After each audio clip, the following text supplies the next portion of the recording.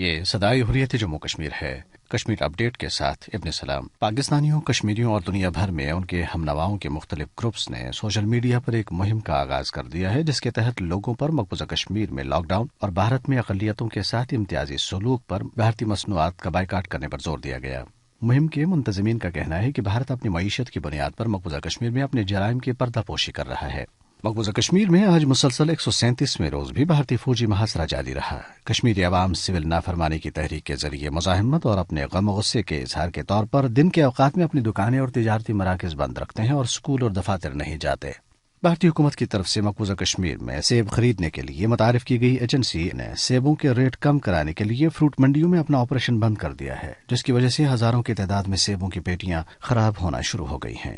متنازع شہریت ترمیمی ایکٹ کے خلاف اعلیٰ تعلیمی اداروں اور بھارت بھر میں مظاہرے جاری ہیں۔ شہیدی پارک کو جانے والی ریلی کے لیے بڑی تعداد میں لوگ جامع مسجد دہلی میں جمع ہوئے، جس کے پیش نظر حکام نے شہر کے کئی میٹرو اسٹیشن بند کر دیے۔ ہریانہ کے میوات میں لاکھوں لوگوں نے احتجاجی جلوس نکالا اور تقریباً 9 کلومیٹر تک پیدل مارچ کیا۔ مظاہروں کی روک کے لیے علی گڑھ میں اسکول، کالجز سمیت انٹرنیٹ سروس بھی معطل کر دی گئی ہے، جبکہ ایئرٹیل اور ووڈا فون نے تصدیق کی ہے کہ انہیں دہلی اور یو پی میں اپنی سروسز معطل کرنے کی ہدایات دی گئی۔ بھارتی طلبہ کی تحریک اب برطانیہ اور امریکہ بھی پہنچ گئی ہے، جہاں لندن اور نیو یارک کی یونیورسٹیز کی ہزاروں طلبہ نے فسطائی مودی حکومت کے خلاف زبردست احتجاجی مظاہرے کیے۔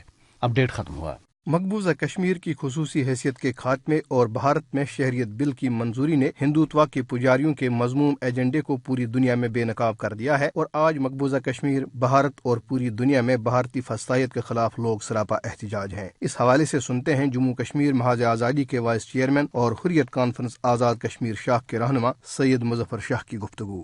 بیرونی دنیا سے کٹے ہوئے 137 روز سے ظلم جبر کے تاریک اندھیروں میں آہوزاری کرنے والے میرے کشمیری بھائیوں، میرے پاس الفاظ نہیں جن سے میں آپ کے عزم، ہمت اور ولولۂ آزادی کے جذبوں کو خراج تحسین پیش کر سکوں، یا درد و کرب کی وہ حالت بیان کر سکوں جو یہاں دلوں کو بے چین کیے جا رہی ہے۔ میرے بھائیوں، اب آپ کا اور ہمارا سفر قدرے آسان ہوا ہے۔ ہمارے پاس اب کھونے کے لیے کچھ بھی نہیں اور پانے کے لیے سارا ہندوستان پڑا ہے۔ ہندوستان کے نازی فاشسٹ حکمرانوں نے اب پورے بھارت کو ایک وسیع میدان کارزار بنا دیا ہے۔ آگے بڑھو اور غاصب حکمرانوں کو اس قرآنی پیش گوئی کی صداقت کا ثبوت پیش کرو۔ وَمَكَرُوا وَمَكَرَ اللَّهُ وَاللَّهُ خَيْرُ الْمَاكِرِينَ۔ اور کافروں نے ایک فریب کیا، اللہ نے ایک تدبیر کی، اور اللہ بہترین تدبیر کرنے والا ہے۔